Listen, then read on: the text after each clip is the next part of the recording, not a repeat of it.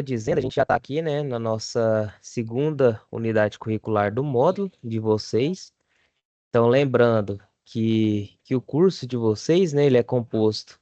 Eu sempre gosto de relembrar essas informações para vocês terem noção em qual parte, né, da trilha de aprendizagem vocês estão. Então, a gente está bem aqui, ó, nos processos, né, de fabricação. Deixa eu ver aqui. Então, a gente está nos fundamentos de usinagem, né? Então, tá bem aqui na segunda unidade curricular do módulo básico, né? Então, vocês viram aí a parte fundamentos da mecânica, né? E essa unidade curricular finda aqui o módulo básico. Depois dessa unidade já inicia, né, os módulos específicos, e aí vocês vão ver, né, a parte de fabricação convencional, fabricação CNC, parte de manutenção, automação de processos. E no último módulo, né, no último módulo, na última UC, vocês vão ficar ali mais vendo a parte de desenvolvimento de projetos mecânicos, certo? Então, a gente vai até o dia 11 aqui, né? Eu acredito que vai ter um intervalo de férias para vocês, certo? E aí é sempre bom ficar atento ao prazo aqui de envio das atividades. Então, eu vi que tem muita gente que nem nunca acessou a plataforma, outros tá bastante tempo aí sem acessar a plataforma, então eu peço aí a compreensão de vocês para avisarem os colegas também, e vocês também sempre estar aí atualizando, né, estudando pelo menos uns 10 minutos ali do dia para revisar a parte do conhecimento, né? Então, hoje em dia a gente vive num mundo aí de constante atualização do processo de aprendizagem. Se vocês realmente não tirarem aí 10, 15 minutos do dia de vocês, né, para aprenderem, para avançarem no conhecimento, realmente vocês vão ficar prejudicados, né? Então, assim, eu sempre gosto de falar essa parte de vocês tirarem tempo para conhecimento e aprendizagem. Beleza, pessoal? Então, deixa eu ver aqui, né, se eu tô com.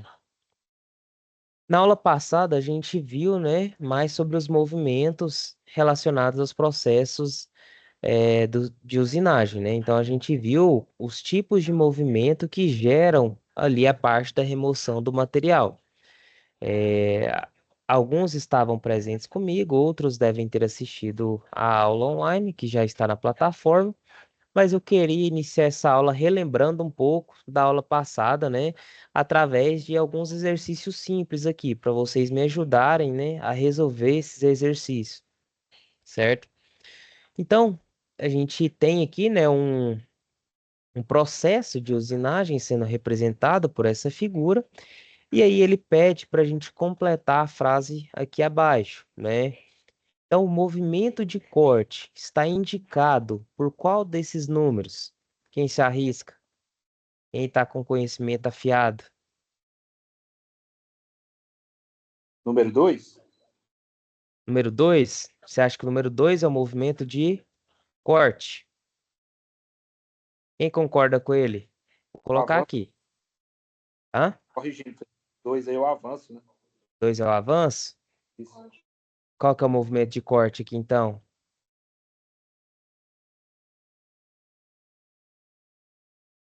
Ó, vamos lá. Então, a gente tem aqui, né? Vamos primeiro identificar as partes do nosso desenho. Então, esse daqui é o nosso objeto, né? A nossa peça. Essa daqui é a ferramenta. Essa é a ferramenta de corte, certo? Eu tenho indicação aqui, ó, de um movimento. Qual que é o tipo de movimento aqui? É um movimento linear ou um movimento rotativo? Então, eu tenho aqui, né, um movimento rotativo,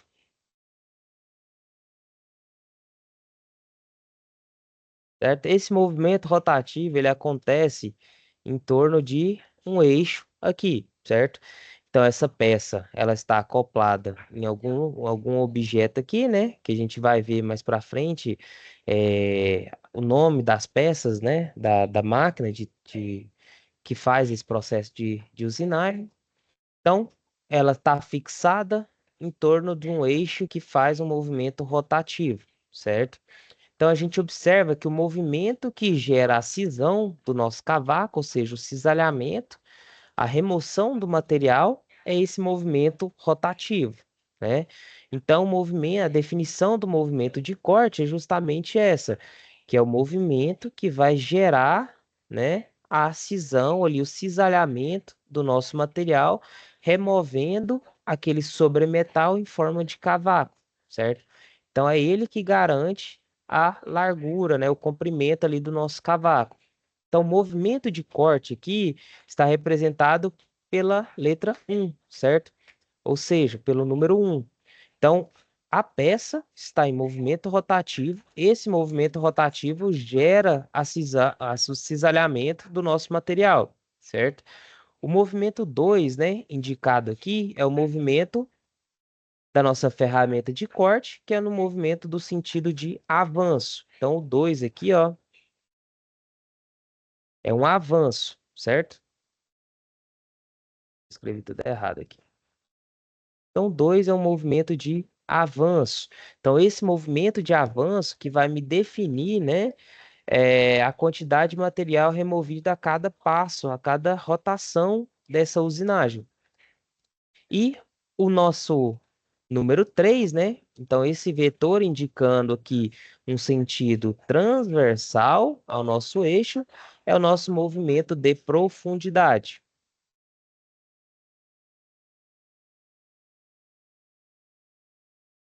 Certo? Então, se a gente relembrar aqui, né? Então, vamos lá ver se a gente lembra aqui os conceitos, né? Então, ó, movimento de corte. Então, ele é aquele movimento, né? Consiste na volta ou curso dado no material bruto ou na ferramenta para remover o sobrematerial, certo? Então, é ele, né? Esse movimento responsável por fazer essa cisão, essa remoção do material. O movimento de avanço, ele possibilita a retirada desse sobremetal nas voltas ou cursos seguintes, dando origem ali à espessura do cavaco, certo? Ou seja, o movimento de corte é aquele responsável pela primeira remoção do material, e aí o movimento contínuo da ferramenta ou do objeto, né, um em relação ao outro, promove ali, né, possibilita a retirada do material, a continuidade dessa retirada ao longo do nosso processo, certo? Professor, deixa eu fazer uma pergunta. Esse material que o senhor está aplicando na aula, ele tá lá na plataforma também? Não, mas eu posso colocar. Eu coloco para vocês. É porque eu fico tirando print das telas e Não, anotando. ah, tá, eu vou colocar lá. Pode ficar tranquilo.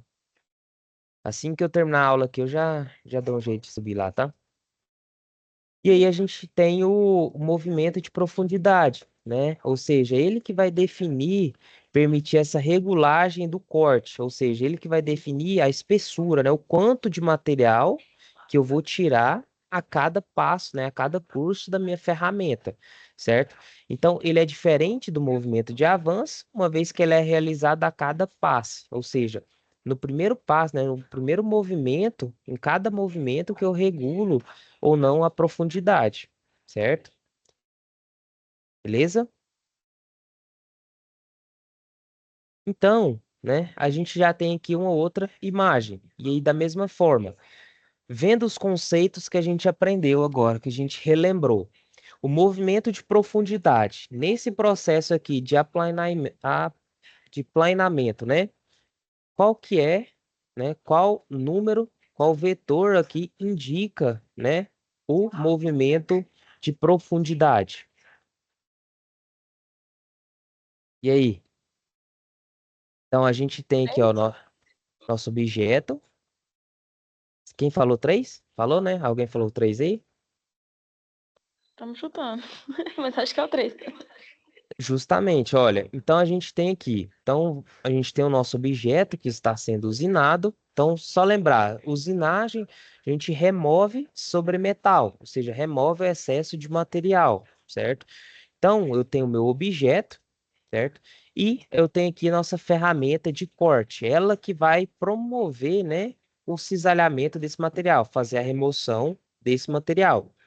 O movimento, né, que retira esse material, que promove o cisalhamento, né, ele está indicado aqui pelo número 1, ou seja, esse aqui é o meu movimento de corte.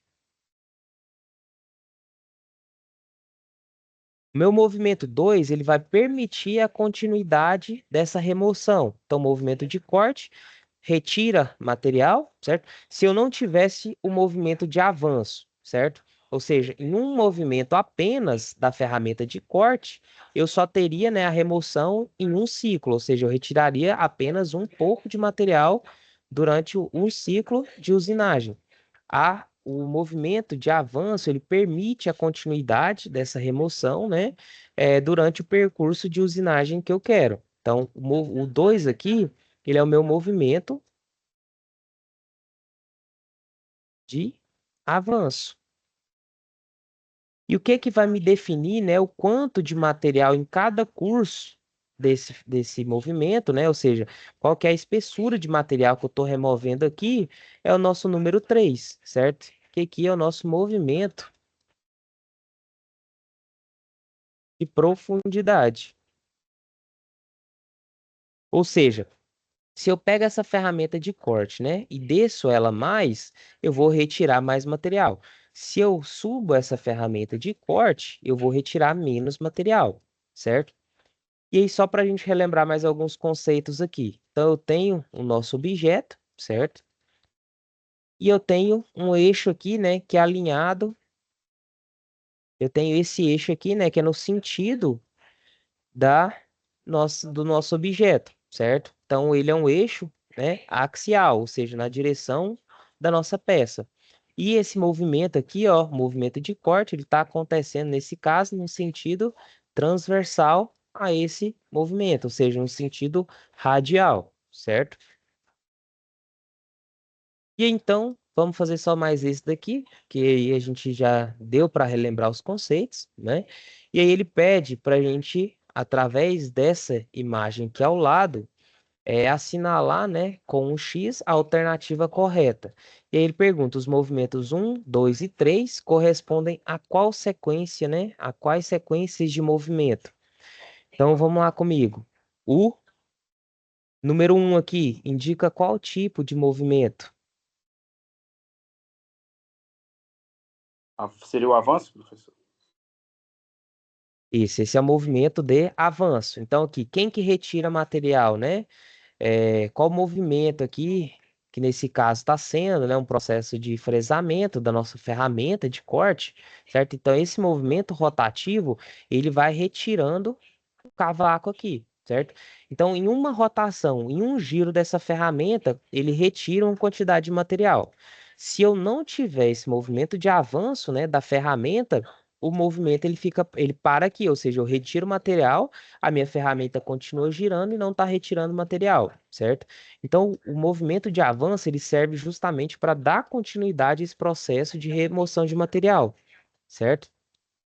E aí, né, eu já dei a cola aqui, a rotação dessa ferramenta de corte, né, da nossa ferramenta multicortante. Então, aqui, ó, veja cada pontinha dela, né, eu tenho uma superfície cortante. Então, a união de várias superfícies, né, cortantes, eu tenho uma ferramenta multicortante, certo? Então, a união de ferramentas monocortantes me dá uma ferramenta multicortante, ou seja, com várias, né, lâminas de corte. Então, o movimento 2 aqui é o nosso movimento de corte, certo?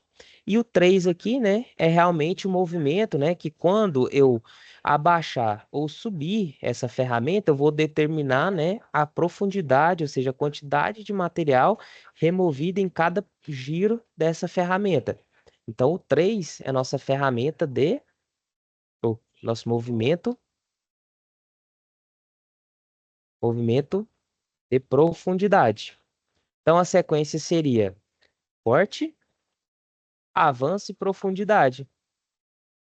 Ficou claro essas definições de avanço, profundidade, corte? Ô, professor, mas o número 1 lá não é avanço? Oh, é mesmo. Então seria avanço, né? Corte e profundidade. Letra C. Obrigado aí. Então seria a letra C. Ou seja, o 1 aqui, né, é o avanço, o 2 é o corte e o 3 é o profundidade. Beleza? Então, pessoal, a gente viu, né, que os processos de usinagem, ele é esse conjunto de movimentos destinados a retirar material de uma peça, né? Ou seja, quando eu tenho um processo de fabricação, eu pego a minha matéria-prima e eu quero dar a ela um formato final, né? Ou seja, de acordo com a minha aplicação, eu vou transformar essa matéria-prima, né? Então, eu vou passar por um conjunto de etapas para dar a forma, né? E o formato final dessa peça. Quando a gente tem esses processos, né, através da retirada de material, a gente tem, né, os processos de usinagem. Então, toda associação, né? Então, todos esses movimentos associados geram o nosso processo de usinagem, certo?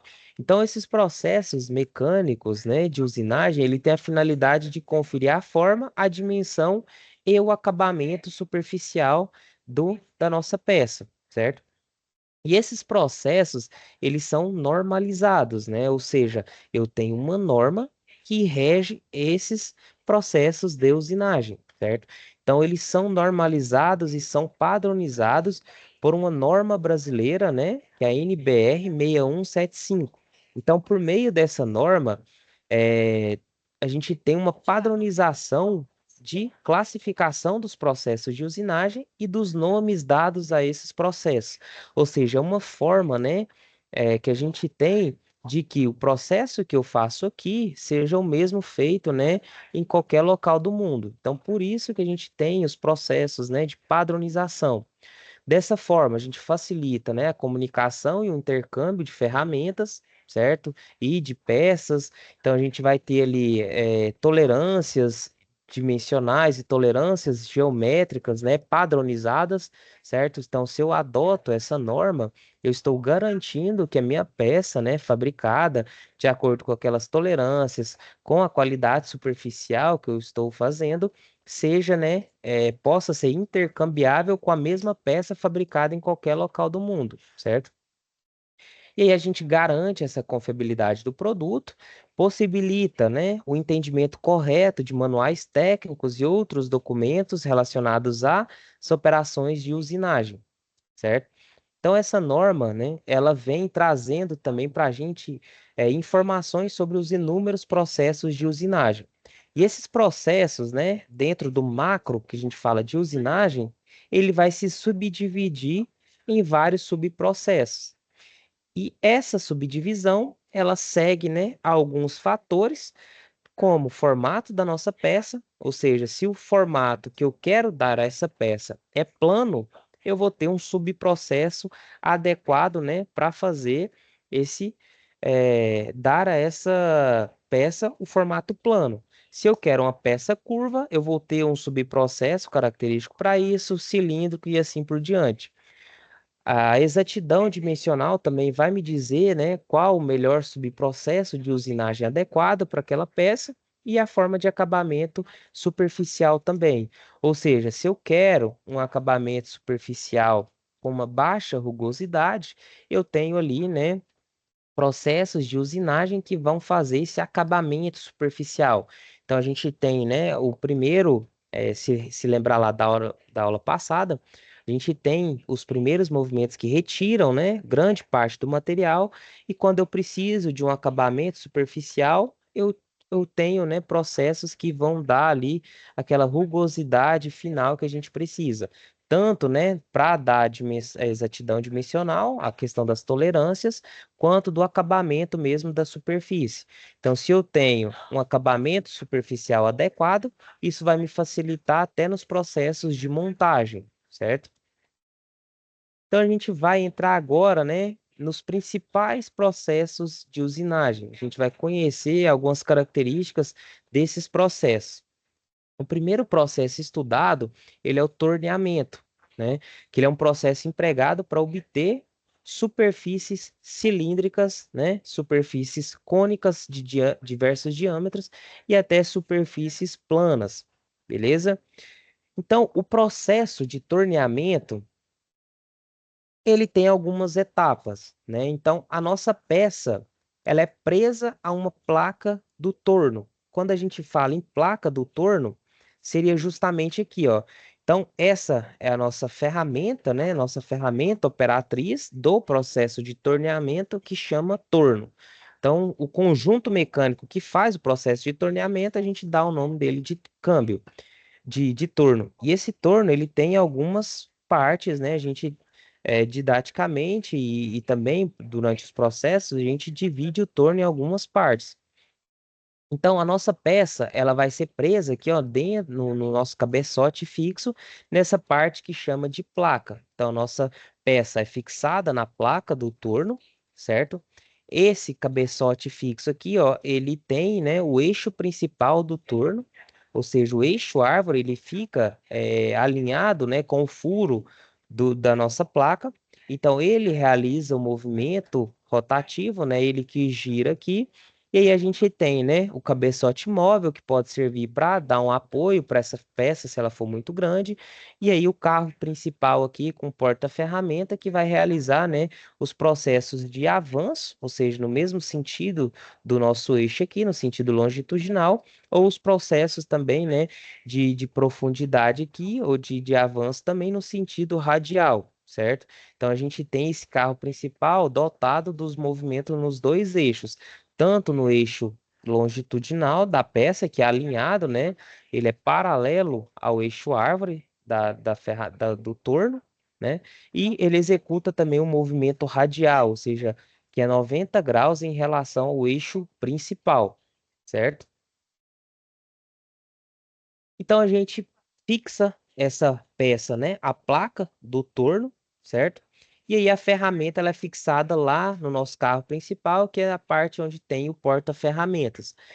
E aí a peça que é acoplada ao torno, ela gira, né?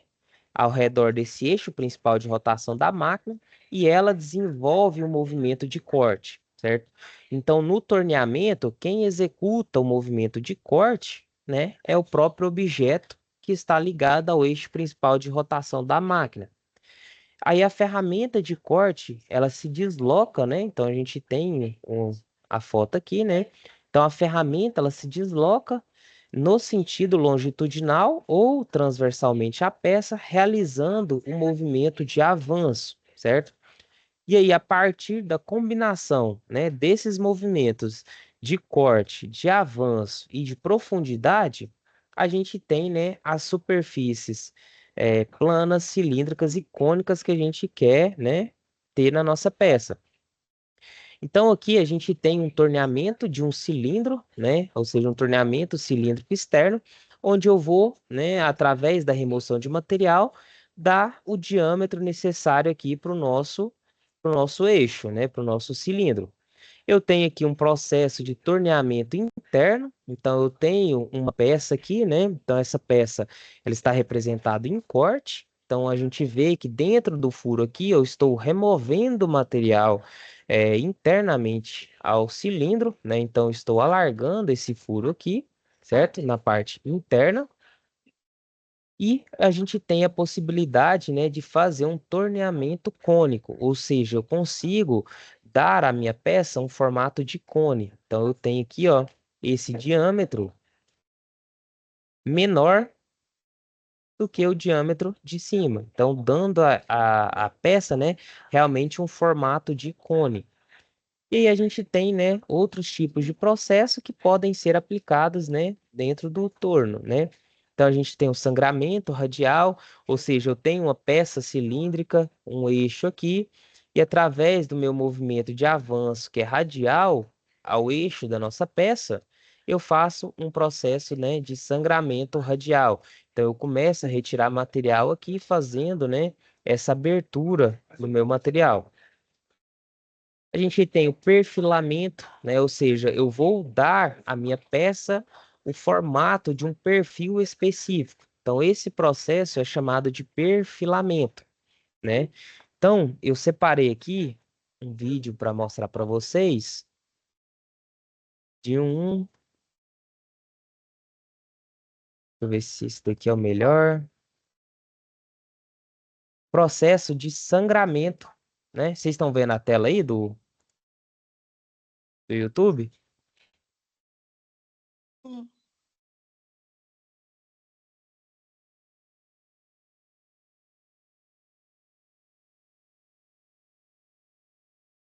Então, tá vendo? Enquanto a peça gira, né, minha ferramenta realiza o movimento de avanço, ela retira, né, material aqui durante uma etapa do processo. Então, para eu retirar mais material aqui e fazer o sangramento, né, eu faço um movimento de profundidade, aumento o movimento de profundidade, e aí, né, eu faço outro movimento de avanço, retiro mais material, faço um movimento de profundidade, vou retirando até chegar, né, no formato que eu preciso desse perfil. Então, vou voltar aqui.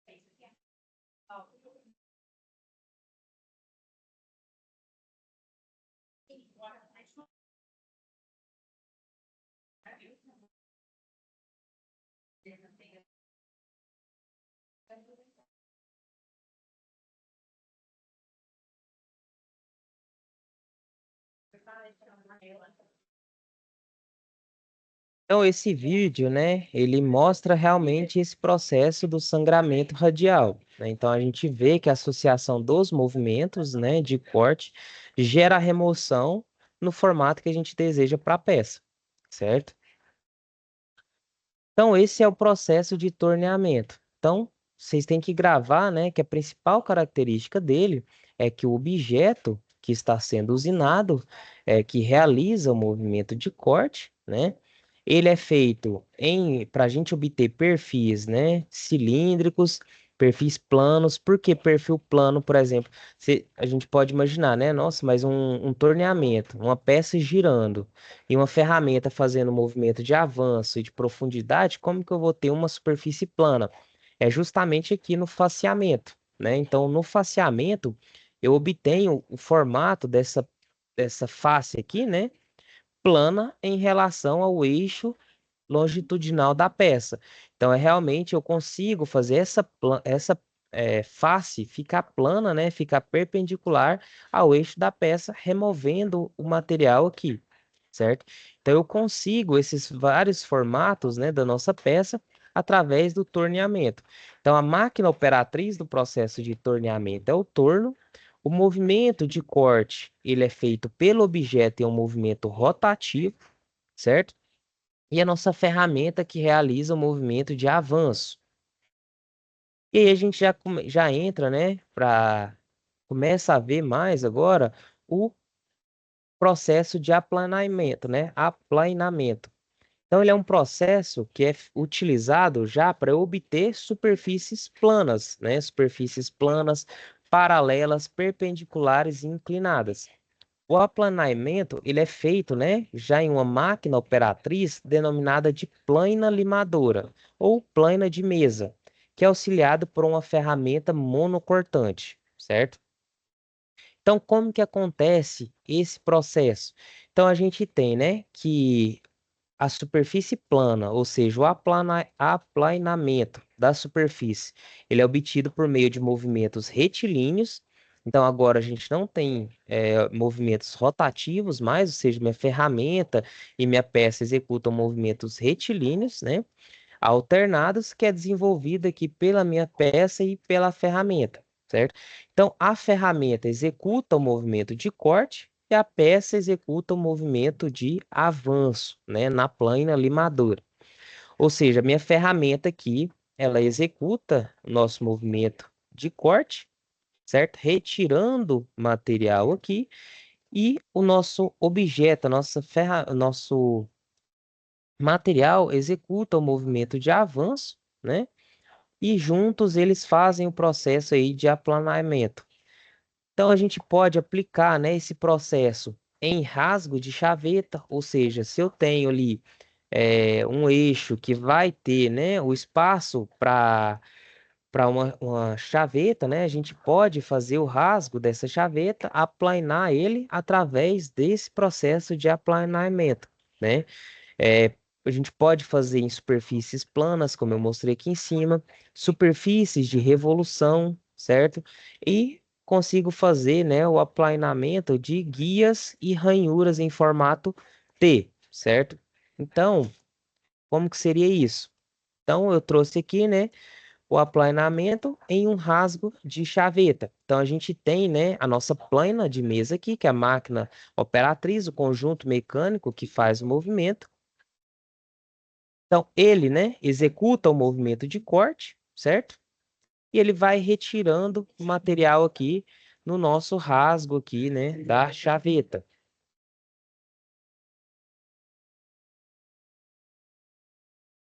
Então, é um processo lento, né? Então, ele é muito raro. Essa é uma máquina cara, é um processo lento e ele não é tão comum, né, de ser utilizado.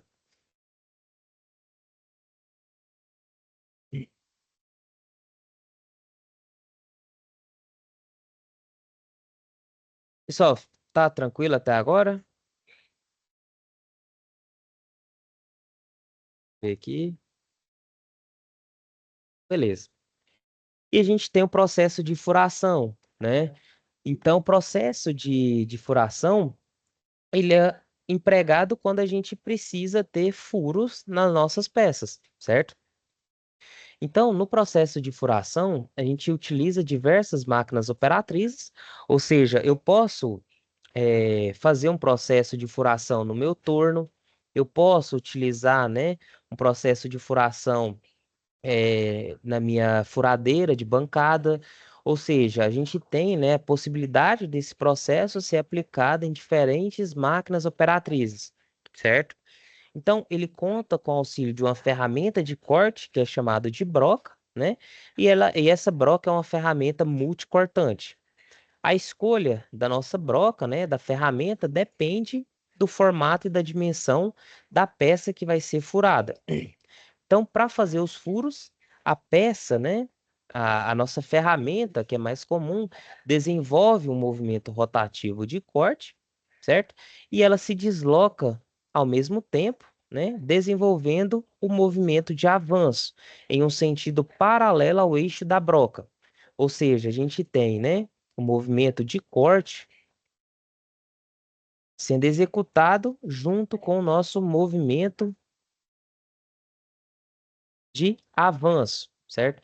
Então, a ferramenta, né, a broca gira ao mesmo tempo em que ela avança em direção à nossa peça. E essa direção, né, ela é paralela que ao eixo da ferramenta, então ela é um sentido longitudinal, certo? E aí, né, quando combinado o movimento de corte e o movimento de avanço, eu retiro o material e aí eu faço o furo necessário que eu preciso na minha peça. Então, a gente tem a furação em cheio, ou seja, eu já faço um furo passante direto, né? Eu posso ter, né, uma etapa antes, que é uma pré-furação, ou seja, eu faço um pré-furo com uma ferramenta de diâmetro menor, né, do que o diâmetro normal de furação, e a gente pode fazer também, né, o furação escalonada, ou seja, eu tenho uma ferramenta, ou seja, uma broca com diferentes diâmetros, onde ela, né, a nossa própria ferramenta faz a pré-furação e o processo de furação. Ou seja, ela faz primeiro, né, o furo com o diâmetro menor, e aí esse furo, né, esse diâmetro vai aumentando, alargando aqui o diâmetro do furo, né, conforme necessidade, certo? Então, a gente tem furação de centros, ou seja, aqui, né, esse processo aqui ele pode ser adaptado ao torno. Então, eu tenho a possibilidade de, lá no nosso torno mecânico, adaptar, né, a porta-ferramentas com o mandril. Esse mandril, a gente coloca a broca nele e ele faz, né, o processo de furação de centros. Então, o objeto ele está preso, né, na nossa placa aqui do torno. Então, ele executa o movimento de giro, né, de corte, e aí a nossa broca aqui realiza o movimento de avanço, fazendo o processo de furação, certo? Então, na mesma sequência aqui, né, após a gente estudar aqui o movimento, né, o processo de furação, a gente vai ver o processo de usinagem, né, que é conhecido como alargamento, certo? Então, como o próprio nome diz, ele é usado quando a gente precisa aumentar o diâmetro de um determinado furo, removendo nessa operação uma pequena parte do seu diâmetro. Ou seja, então se eu faço, né, um processo de furação, posteriormente eu preciso fazer um processo, né, de aumentar o diâmetro desse furo, a gente utiliza o processo, né, o processo de alargamento. Então, quando a gente faz o processo de furo com brocas convencionais, por exemplo, de duas facas, ele gera furos que a gente chama, né, que a gente tem de qualidade H12. Então, são faixas ali, né, são tolerâncias fundamentais que determina a qualidade de usinagem. Então, quando a gente vê as tolerâncias dimensionais, a gente vai realmente ver, né, as categorias de qualidade de usinagem, tanto para furo quanto para eixo. Então, quando a gente utiliza brocas com duas facas, né, a gente tem como resultado superfície com a qualidade um pouco menor, certo? Que é uma tolerância de erro, né, um pouco maior para os nossos furos. Já quando a gente utiliza ferramentas multicortantes, que são chamados alargadores multicortantes, a gente já tem, né, um furo com uma qualidade dimensional maior, certo? Então, essas ferramentas alargadores, eles são similares, né, parecida com a broca, e ele contém ali mais de 6 facas. Então, a gente tem como exemplo aqui na imagem um alargamento cilindro de desbaste, né? Então, note que se a gente olhar aqui um corte, né, dessa ferramenta, ela é similar ali a uma fresa, né, realmente que tem várias superfícies de corte, certo? E aí, né, essa ferramenta multicortante, ou a peça cujo diâmetro do furo vai ser alargado, desenvolve o movimento de corte, né, em sentido rotativo, e a gente realiza, né, a própria ferramenta realiza o movimento de avanço no mesmo sentido ali, paralelo ao eixo de rotação, realizando realmente o alargamento desse furo, certo? Então,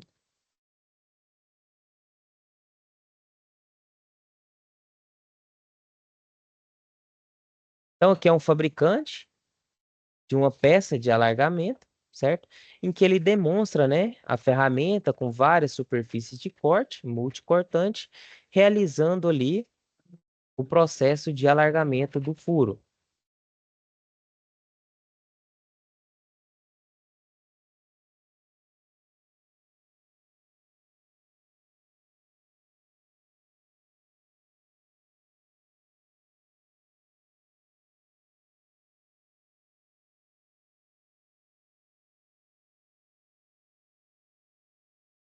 Então veja que quando, né, a gente tem uma ferramenta multicortante, a gente tem um furo, né, com alta circularidade, ou seja, com bom acabamento dimensional.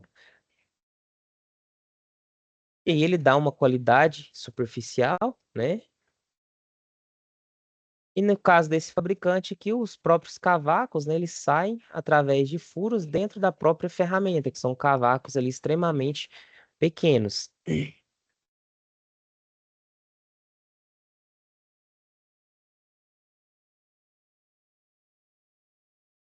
Então, ela permite, né, uma velocidade de corte de 250 metros por minuto, certo?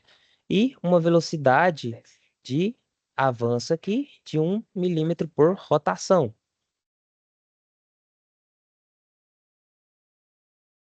E, né, agora a gente vai ver o processo de rebaixamento, que é quando eu tenho, né? Professor, Oi.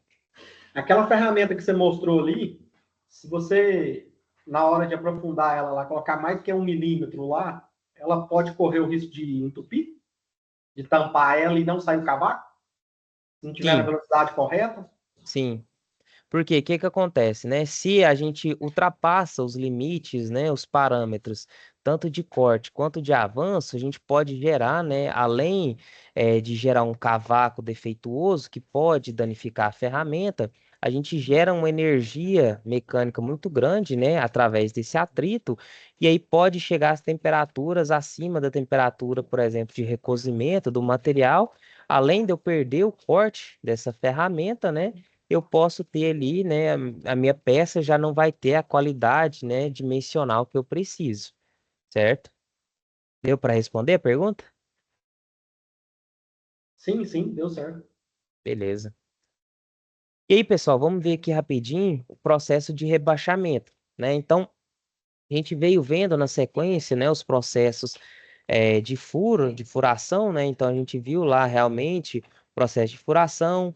Depois, quando eu preciso fazer aumentar o diâmetro do meu furo, né? Agora a gente vai ver o processo de rebaixamento, que quando a gente tem, né, quando a gente precisa de peças que exija furos com diâmetros diferentes e concêntricos. Seria isso, né?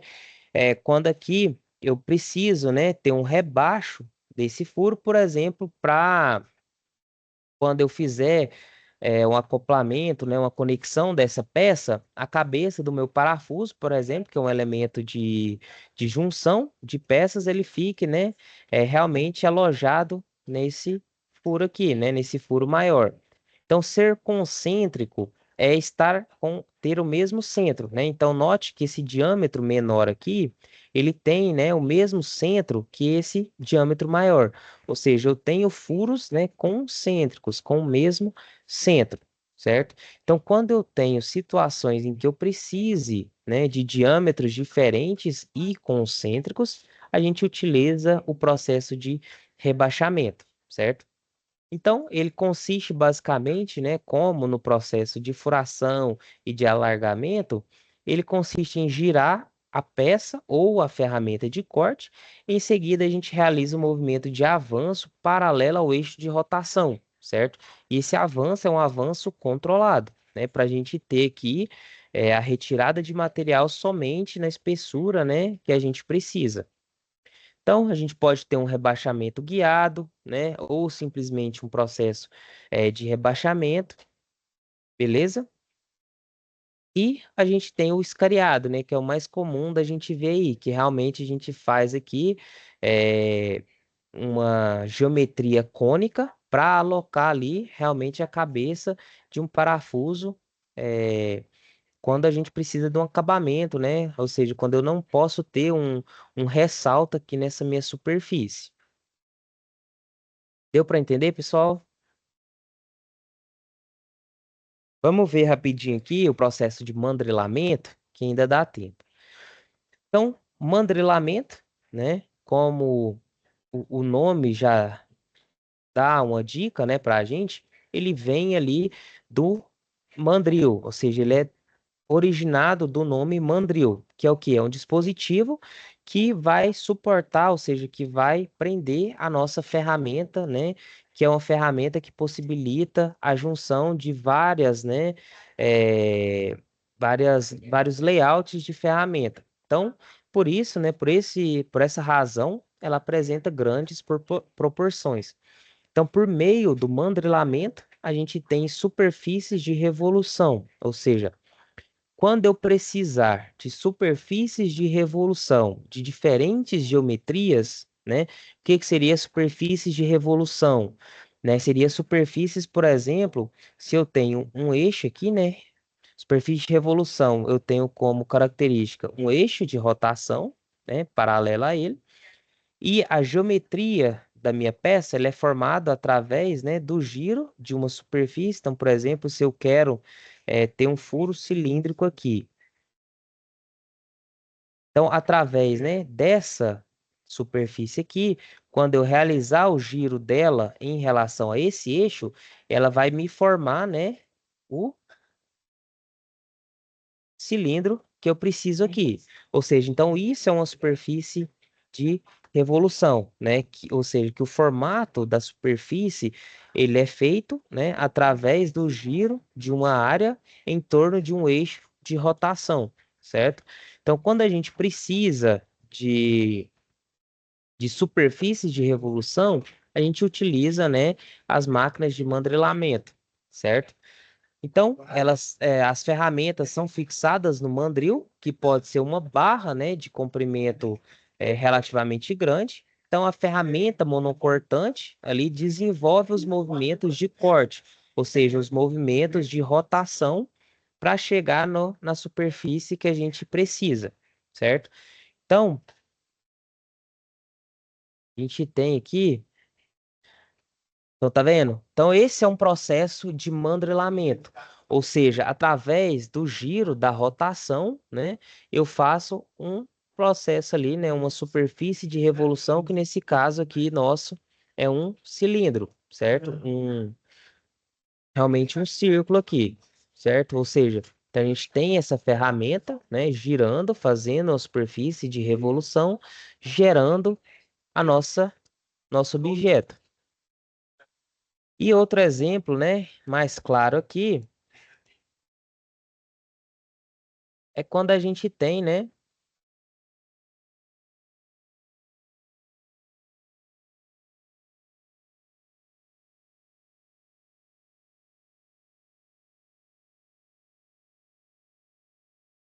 o áudio tá saindo aí para vocês, pessoal? Ou não?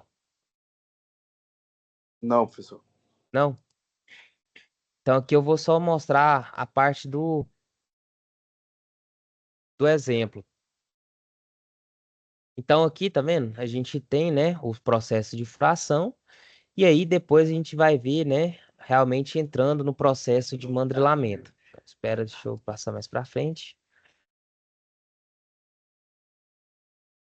Então aqui, ó, a gente tem, né, o nosso mandril, né, segurando a ferramenta monocortante. Então tudo isso aqui é o mandril, a nossa ferramenta, ela executa o movimento de rotação, fazendo a superfície de revolução que a gente precisa, certo? Então aqui está uma velocidade muito alta, mas basicamente tem uma ferramenta monocortante aqui na frente, fazendo aqui, né, essa superfície de revolução, que nesse caso dessa peça é uma superfície cônica, certo? E aí aqui, né, tem mostrando vários tipos de perfis que são possíveis através do processo de mandrelamento, certo? Então eles fazem essas superfícies, né? Podem ser circulares, superfícies de revolução circulares, em formatos de cone, como eu falei antes. Então o processo de mandrelamento ele permite, né, essa gama aí de ferramentas de superfícies, né, que a gente pode ter, beleza? Então é isso, pessoal. Então, na próxima aula, a gente já vai ver, entrar na questão do processo de fresamento, né? E aí a gente continua na semana que vem, beleza? Beleza. Beleza, professor.